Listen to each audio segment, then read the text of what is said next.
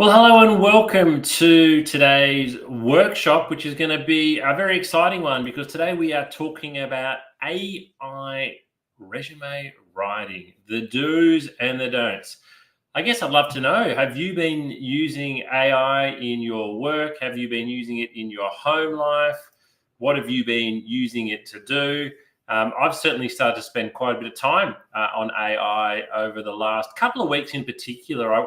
I wouldn't call myself an early adopter to AI, but I saw a presentation at a conference a couple of weeks ago around the possibilities of some of the things that it could do. And I've certainly started to use AI a lot more over the last few weeks, and I've really got to enjoy it, to the point where I did a poll on LinkedIn today where I asked when you're using AI, whether it's Bard or ChatGPT or Gemini, are you actually using manners? Are you talking to it as if it's a real person? I opened up Gemini this morning and was doing some stuff, and I actually typed in "good morning," and it replied. It said, "Good morning. How are you today?" And I find myself saying "thank you" when it comes back with some useful information. So, it certainly is a very interesting space. Recruitment, like most industries, has been impacted and will be further impacted by AI. And you as a job seeker, you as a job seeker can certainly use AI to your advantage, but using it in the wrong way means you're going to be using it to your disadvantage. So that's what we're going to go through today. I'm going to share with you some of the do's and don'ts, particularly when it comes to resume and cover letter writing. So that's what we're going to be, going through today. Just a little bit of webinar housekeeping to start things off with. I am streaming to you live today, wherever you're watching me around Australia or the world, whatever platform you're on. If I do drop off for any reason, if the internet drops out or we have a blackout, I'll rejoin as soon as I can. So if my screen goes black, don't leave. It only happens once or twice a year, and hopefully today is not the day. Feel free to ask lots of questions. Wherever you're watching this again, you'll be able to type in some questions. You'll be able to type in some comments. And so I'd love to hear from you. And particularly at the end of the workshop, we'll take additional questions. But if you want to put questions to me live as we're going along, I'd love to answer those. And I'd really encourage you to take notes. You will be able to watch a recording of this workshop. It'll be on our YouTube channel. But when you're learning or hearing about something for the very first time, it actually strikes you in a different way. So if you hear something today, I'd really encourage you to note it down and what you thought about it the first time that you heard about it.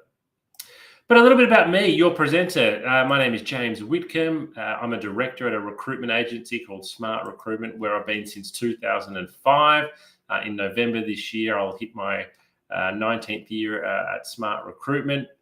Over that time, I've conducted over 3,000 interviews, over 600 group assessments, and placed over 1,000 people into jobs.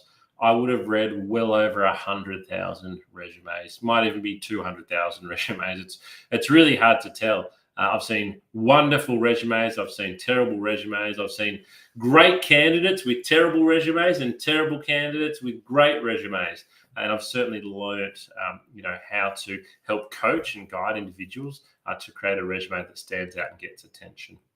And I launched the Candidate Coach, the platform that we're meeting on today, back in 2019.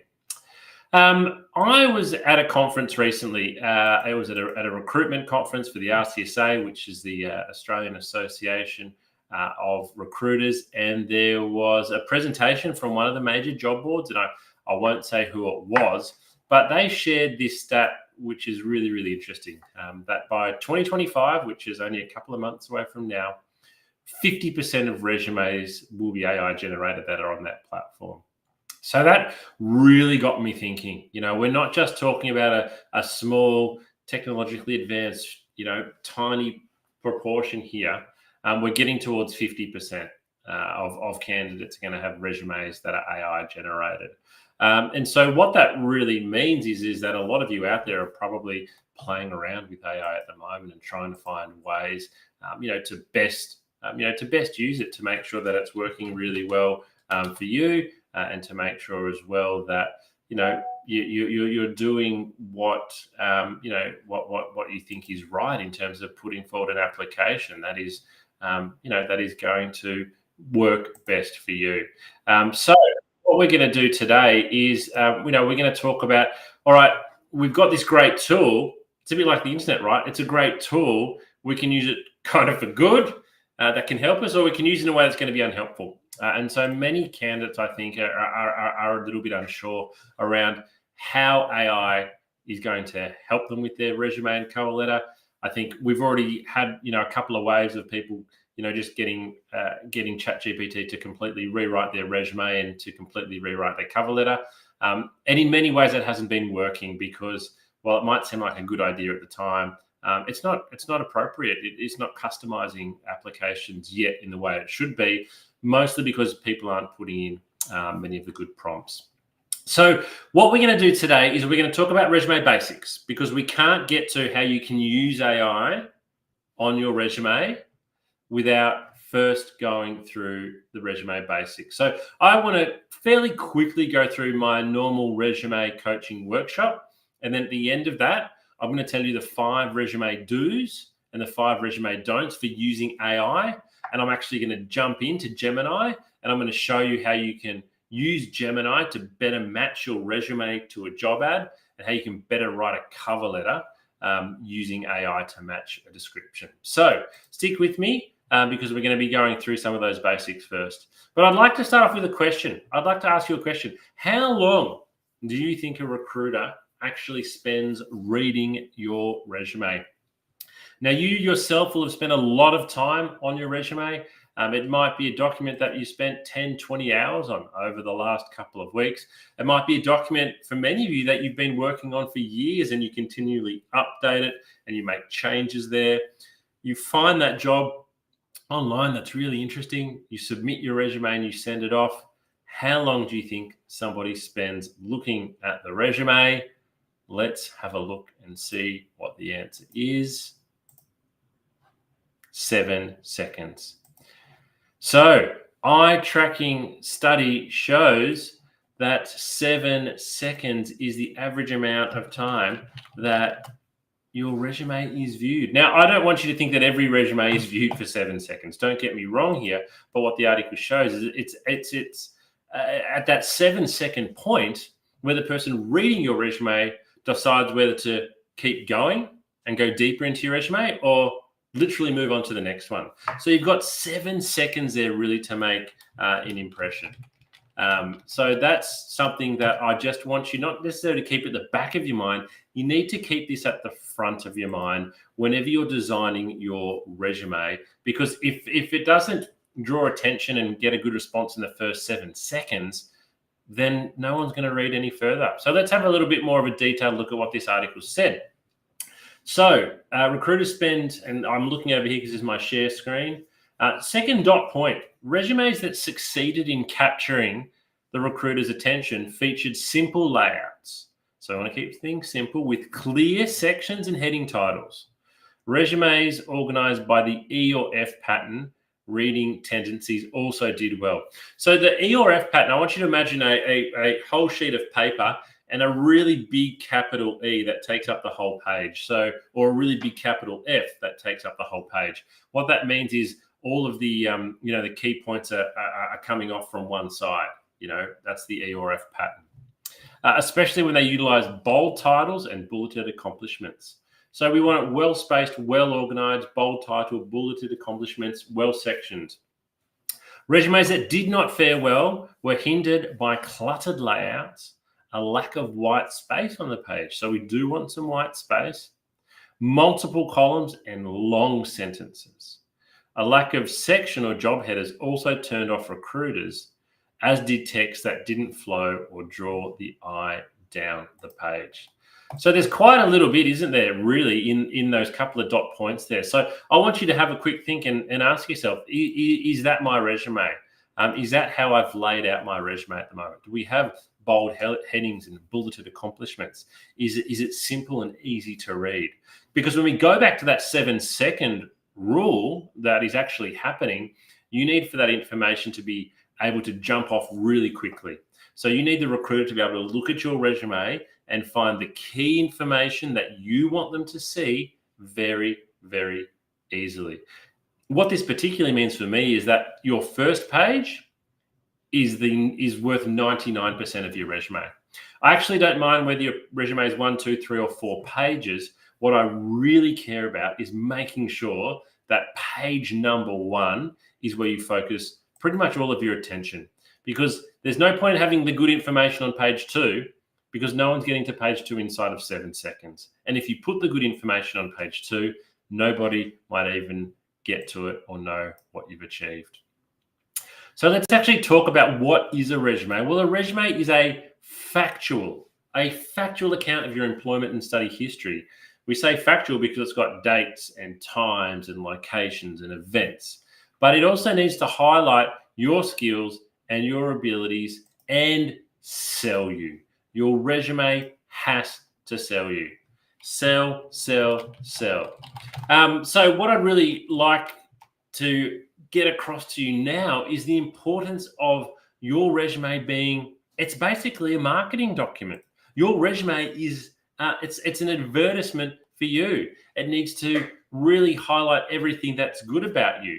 Now, I want you to think about, when you might be looking for a property to rent or buy, you see wonderful photos that are well positioned. You read the description and you think, this is amazing. Look at how well they've described everything else here.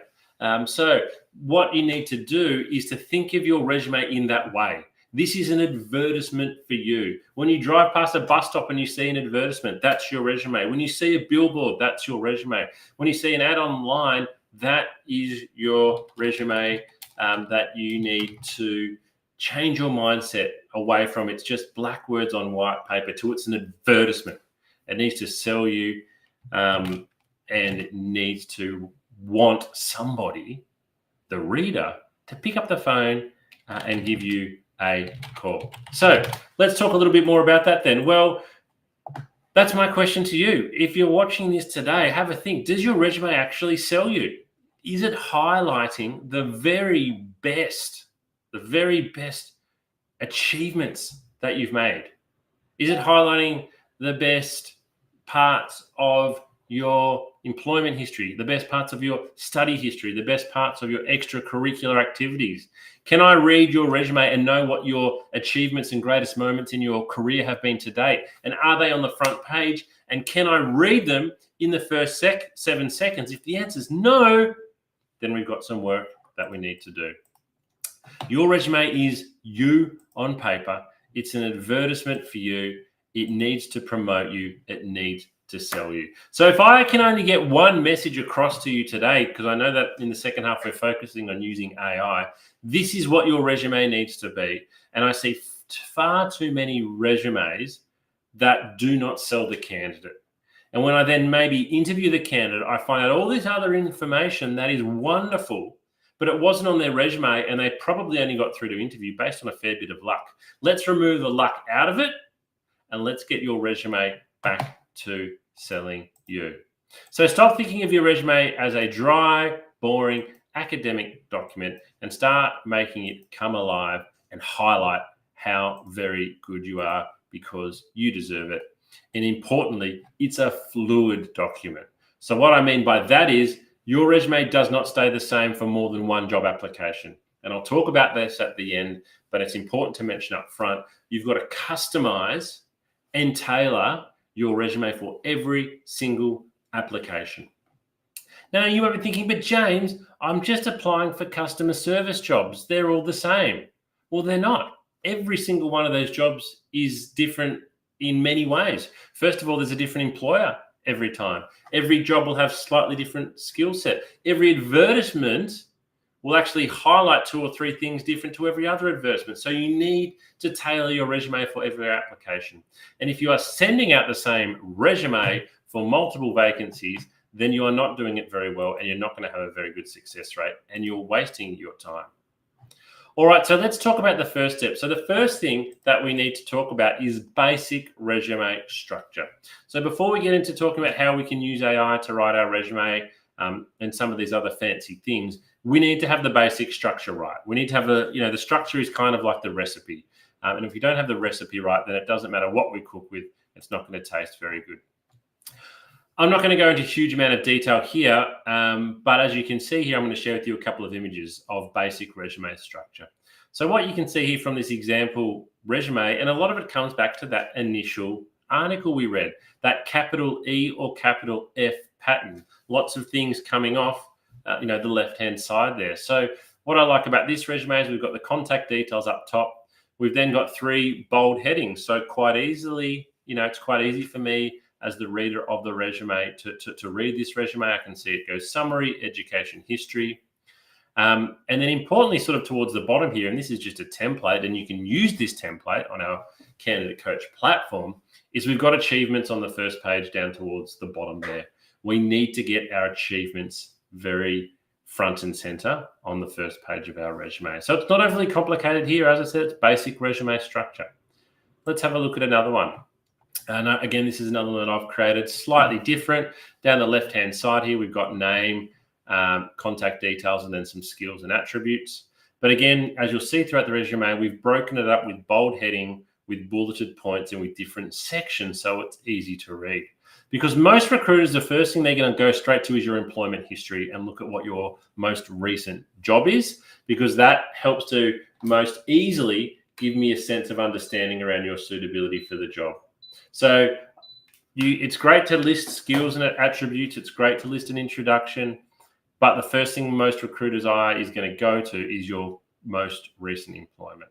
So we need to have that on there. We also need to list our key accomplishments and achievements, again, which you can see just at the bottom of the images that is cutting off there, that we have those listed. So get your resume structure right. And then the second step, I said, is selling yourself. So after we've got that structure right, how do we actually go about selling yourself? So I'm going to share an example with you now of how you can best sell yourself. I'm not going to take you through a whole resume here, but I'm going to share with you an example from a candidate that I met a couple of years ago, and a little bit of a before and a little bit of after. So this particular candidate I spoke to on the phone.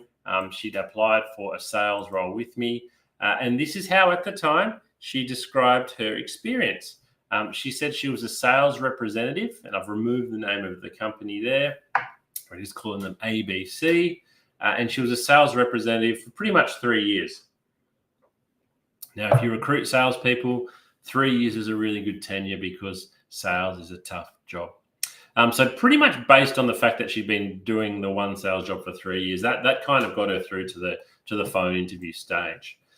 Next, she has that she sold goods and traveled to meet customers and keep them happy. So that's how she described her whole role. And so I had a phone interview with her, and she spoke well, and I learned a few more extra bits and pieces. I then brought her in for a face-to-face interview, and that's where I learned what she really, really did. And so this is what we changed her resume into after we had a longer chat.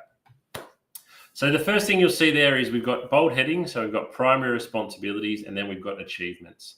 Now, I've probably gone a little bit longer than I'd normally recommend here with responsibilities.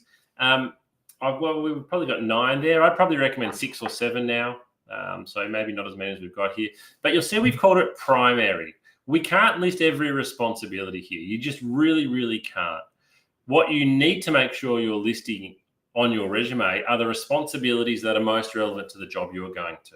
And this is why you need to continually update and rotate and rewrite your resume. Even if you're going for 10 different sales jobs, there's 10 different advertisements there, and each advertisement is going to highlight something different. So, for example, let me just do one quick example. The third last dot point under responsibilities is attend at least 3 new business appointments per day. Now, let's say the advertisement you're looking at said you need to attend multiple new business points per day. I would straight away move that to being the first dot point if I was applying for a role that asked that. But what you'll see here, I'm not going to read through it all, is we've got a much, much better understanding of what she did. But most importantly, let's look at the achievements, because this is where she sells herself. She was Salesperson of the Year in 2014. Salesperson of the Year. Now, she was so good at selling that this was a big team. There was lots of salespeople. It was a big company. The prize for being Salesperson of the Year that year was a brand new car. Can you believe it? She was given a brand new car because that was the prize for the top salesperson of the year in the company she was working in. It was amazing. I've not met someone before that or after that who received such a prize for being so good at their job. So on her previous resume, though, she didn't even have this mentioned. She has not salesperson of the year on her previous resume. So basically, if it doesn't say it on your resume, it never, ever happened. But through talking to her and helping her rewrite her resume, we've got that on there. And you can see the other achievements there. You can see the other achievements that we've got listed. I'd really encourage you with your achievements to use numbers and to quantify things wherever you can. I understand that's not always the case, but if you can, it certainly does help. So that's a really good way for you to think about, okay, how can I go out and make my resume, sell me a little bit more. If you're sitting there and you're kind of thinking, well, look, James, this is all well and good, but I haven't been salesperson of the year. I haven't even been employee of the month. I've got no recognitions in my current role. I'd encourage you to answer these questions to yourself. What are you doing in your job at the moment that you weren't doing when you first started? So have you been given extra responsibilities? Because you could list those as an achievement. Maybe you're now asked to help onboard and train new staff. That's an achievement. Maybe you've been given responsibility to lock up the store, for example, at the end of the day. That's an achievement. Start to think of those things. What are you doing now in your job that you weren't doing when you started? You can list those as an achievement. Because in many ways, it kind of doesn't matter what achievements you list, but by listing them, you are showing that you've done a good job and you are showing advancement. Now, one resume I saw listed as achievement, regularly asked to take extra shifts. I thought I really like that, because if someone was regularly asked to take extra shifts, it's because they're doing a good job and probably because they're being reliable. So have a think about what you can list as achievements on your resume and make sure you've got those on page 1. The third step to creating a great resume is to make sure it's visually appealing. So again, I don't necessarily say that black words on white paper are bad, but it's 2024 now. And so there's so many great opportunities for you to have a resume that's visually appealing. A couple of easy ways to do that is to go to your candidate coaching page, wherever you're watching this today. We have templates there that you can download, or visit Canva. Canva.com, you can get a free account there, and they literally have hundreds of resumes, graphically designed resumes, where you just take out the current details and you'll put your own details in and you can fill it out, and it looks really, really good. Probably the only thing to consider with some of them, particularly with Canva, is that you will then normally download that in a PDF format, and many jobs might ask you for a Word resume. So you then might need to go and find another tool that converts it from PDF to Word. But there's lots of cool tools out there that you can use to make your resume look good, look sexy. Fourth step, and our last step before we get into how we're going to use AI, is you've got to change your application for every resume. The candidates that I see that send out, have the lowest response rate are the ones that sadly have sent out 100 resumes in the last 2 weeks, but they've sent the same one resume to every single job. Instead of sending 100 resumes, I would encourage you to send 5 resumes. Spend the same amount of time tailoring your application to 5 jobs as to sending the same resume out to 100 jobs. And I guarantee you that overall, you will get a more quantitative and a more qualitative response by tailoring your resume. All right, so let's get into talking about AI then. So using AI to improve your resume and improve your cover letter. So you'll see here in particular, what I'm not saying is using AI to write your resume or using AI to create your resume. It's specifically the word improve, because I think AI can certainly help you with many of the individual or smaller aspects of your resume, but I certainly don't think that you can use AI to write your whole resume or write your whole cover letter. You might be doing that at the moment and you might be thinking, what's the harm? Well, there's not a huge amount of harm, but as somebody who reads a lot of resumes, we are now able to tell if something is completely AI generated. It does stand out. There's certain ways that the chat platforms write, and this is something that we all can feel from the recruitment side when somebody's submitted a completely AI generated response. And also there are tools out there at the moment now as well that you can subscribe to that will go and completely do your applications for you. So I want you to think about AI as a tool to help you write your resume and improve your resume, but not to write your resume. So what we're going to talk about are the 5 do's and the 5 don'ts. So what are 5 things you shouldn't use AI for with your resume? And then what are 5 ways you can? And I'm going to jump into Google Gemini, and we're going to do a little bit of a live demonstration on a resume and a job application to show you how to improve it. So let's start with the don'ts. Let's start with the mistakes that a lot of people make. So the first one is just what I've described then. They use AI to write their whole resume. They might upload their current resume or their LinkedIn profile and just say, hey, ChatGPT, can you please rewrite my resume? And then they download that and they think it's better than it currently is. That's a huge no-no because it's not tailoring it. It's not your words. You need to know what's on your resume. You need to have a very good understanding of what's on your resume because you're going to be asked about it all the time. The second one is don't expect AI is better than you. I think a lot of people think, I'm no good at writing my cover letter. I'm no good at writing my resume. I'll just stick it into Bard and it'll be better than me. 9 times out of 10, the answer is no. I think we use AI to be a little bit lazy with things like this. Or we just perhaps don't know what to do. So we think the computers are better than us, but don't expect it. It might be sometimes, but certainly don't expect that AI is going to be able to write a better resume and cover letter than you can. The third one is, and we've seen this a lot, don't expect AI to always be honest. So this is why you need to double check everything that you're taking from a large language model. It might add some extra detail in there. It might completely fabricate something. And so you need to really be checking everything that you put in your resume because recruiters know there's a lot of falsehoods on resumes. And as soon as we spot one, your application's done. Your application's dusted. So you'd hate for that to be the reason why you missed out on a job was because you didn't double check what AI wrote for you. The fourth one, and it kind of follows on from the honest one, is don't expect AI to be mistake-free. You've really got to double check everything that comes out to make sure that it is factual, that it is correct. Normally the spelling and grammar is okay, but everything else that it said, make sure there's no mistakes there. And the fifth mistake, and this is probably one of the main reasons people use AI, is to be lazy. If you're using AI to be lazy because you can't be bothered, then it's not going to work for you with job applications. If you're using AI, as I'll show you in a moment, to do better research and to customize certain parts that you then rewrite yourself, it's fantastic.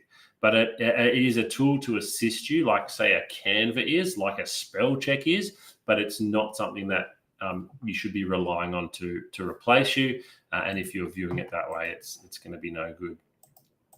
All right, that was the 5 don'ts for AI and resume writing. Let's look at the 5 do's.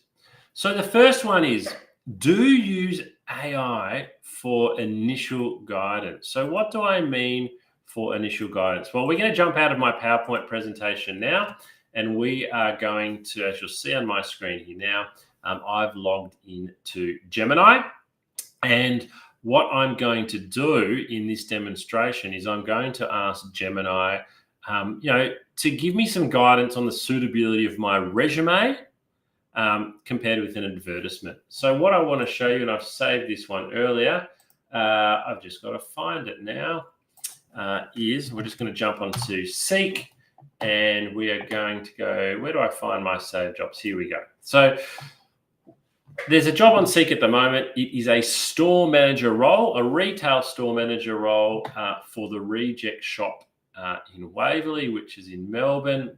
So you'll see here we've got an introduction to the Reject Shop. We've got an introduction to, a store manager role. We've got 6 or 7 dot points here on what your job is going to be. We've then got 4 dot points and a blurb on what you need to bring to the role, some information on what the Reject Shop is going to offer and the benefit. So we've got that there. I have also created a bit of a dummy resume that I've used. It's not of a real person. I'm going to show that to you now on your screen. So this is a resume that I've made up of someone called Job Seeker. You can see here that they've got a bit of assistant store management experience from a couple of different stores, a little bit of information there. So this is just a one-page resume that I've made up for the purpose of the purpose of today's exercise. So what we're going to do once we go back into Gemini is I'm going to say, let's start by saying, hello, Gemini. Always good to be polite. Get on the good side. Gemini's going to say, hello, what can I do for you today? So I'm going to say, I have a resume that I would like you to compare to a job advertisement that I have seen. Can you do that? So I'm being pretty general here. I'm being pretty general here. So I definitely can help you with that. So please provide me with your resume and the job advertisement. Okay, so I'm going to go down here to Gemini where I can upload. So I go to my drive. I've already saved these ahead of the workshop. So I have got, no, don't tell me it's going to be hard for me to find. Might have to upload them again. Recent, where's recent? That might help me. All right, so example resume here. So I'm going to upload that. Insert and these two. So that's the advertisement there as well, the store manager advertisement. Oh no, not that one. I think it's that one. So I'm uploading my resume. So I'll say, here is my resume and here is the advertisement. Would love to see how suitable I am. All right, so let's run that. That'll take a little bit of time. It scans through my resume. It scans through the advertisement here. And as you can see, it's giving me lots of feedback. So what I said before is we are going to use this as initial guidance here. So I just want you to keep that in mind, that what we're doing here is we're going for initial guidance. We are not asking it to rewrite our resume or anything like that. So let's have a look at it. So it says, okay, I've got both your resume and your advertisement. Let's break down your suitability for this store manager position at the Reject Shop. So it's looking at my strengths. It's talking about what my strengths are, my relevant experience, my leadership and teamwork. It's talking about areas to consider. So this is one that's in particular for you. It's kind of like, these are your weaknesses. So here it says, while you have many relevant skills, you might want to explicitly highlight some that are directly mentioned in the advertisement. For example, merchandising is a key skill listed in the job ad. So this is where it becomes really, really valuable, right? Because I haven't mentioned merchandising in my resume. Gemini has picked that up. They picked up that merchandising is a key skill. It's not mentioned in my resume. That's great. We need to address that. Then quantifying achievements. Consider quantifiable results for your accomplishments. For example, instead of just saying increase efficiency, try increased efficiency by 15% through implementing new training protocols. So again, this is great advice. This is something that I really should consider. I haven't quantified what I've done there. Now, this one's really interesting. So it's suggesting that I might like to consider tailoring my language. So adjusting your language slightly to better match the tone and style of the Reject Shop advertisement. It's fun, a fun, energetic brand, so you could incorporate a bit more of that personality. And then it's finally recommending to research the Reject Shop's company culture and values to see if I align.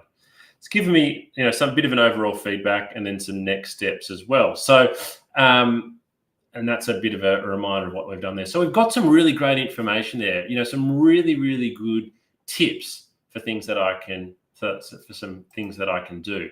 So I would then go back to my resume, and in particular, I would make sure that I am mentioning my experience in merchandising. I'm using some statistics here. I may be changing the language a little bit. And I need to go and check the Reject Shop's company culture and values. So I might even actually ask it, what are the Reject Shop's values? So let's ask Gemini that, and let's see what it comes back with. So it's having a think. And so, all right, you're right to think aligning your resume with Reject Shop's values. Unfortunately, they don't publicly list their values. However, based on their marketing and job descriptions, we can infer some of the following. So again, we're using it now to ask follow-up questions, and we're getting some more information. So that's a really good starter for the way that we should use it. So we use it. What we're talking about now is initial guidance, and we're using it for follow-up questions. So whatever ChatGPT or Gemini recommends there, we can get further prompt. AI, let's use AI for job and company research. So this is a really important one because, again, we want to tailor our resume and particularly our cover letter. We want to tailor our cover letter to be really, really specific to the advertisement. So let's jump back in and let's ask it a question. What is some good information I should include in my cover letter to show the Reject Shop I have done a lot of research? So let's ask that question, because we don't want to just include on our cover letter research that's really easy to find. The harder to find research is where there is a lot of value. All right, so you're right on track. Showing you've done research is crucial for making a strong impression. Here's some good information to include. Align with brand personality, showcase specific relevant skills, connect your experience. So it's being a little bit vague here. I'm just going to ask it, can you be a bit more specific? I would like to quote something that has happened or forecast to happen to the Reject Shop that is specific. So that's been a bit vague in general what it's given me. So I'm going to ask it to be a little bit more specific here. So maybe it's like something about their future growth plans or opening stores or something along those lines. Okay, so you're right. Quoting something specific is a great way to show you're dug into their needs. Growth and expansion. So here's some ideas. Recent store openings. I was particularly impressed with the Reject Shop's recent expansion plans, including the opening of a new store in the location. So this is where we need to be careful, though, and this is where I came back to the don'ts. Don't expect AI always to be honest and accurate. So that's a bit of a throwaway line. We need to make sure that's good. So I might even continue to ask it here. How many stores have the Reject Shop opened in Victoria in the last 2 years? So we're going down a bit of a rabbit hole here, but what we want to find is if we can include a line here. For example, I'm really impressed to learn that the Reject Shop has opened 6 new stores in metropolitan Melbourne. There we go. I don't have access to that information. Go to, it's giving us some information. Their investor relations section. So we might even do that. This is how we can get right down the rabbit hole. The Reject Shop's website, we're going to Google that, investor relations, financial report. We can download a financial report if we want. Let's download that. 10 meg. No, I'm going to download it to my desktop. Call it Reject. Reject Shop annual report. So we download that, and so what I can then do is I can then upload that back. So I can then go, okay, I've downloaded the Reject Shop's annual report. I'm now going to upload it into Gemini, And I might say I'm going to say from the annual report, find me 2 stats that I can include in my cover. All right.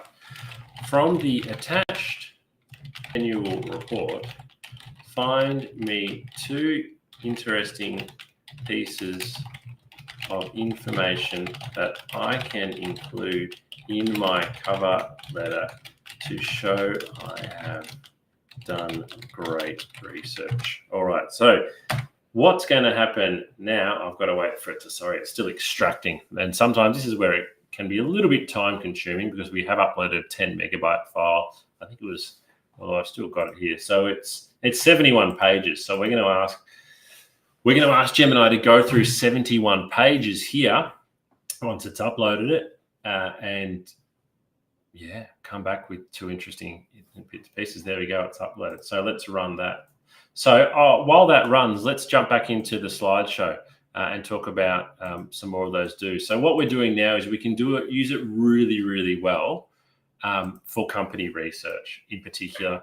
And a lot of the research we're doing now is to assist with writing of our cover letter.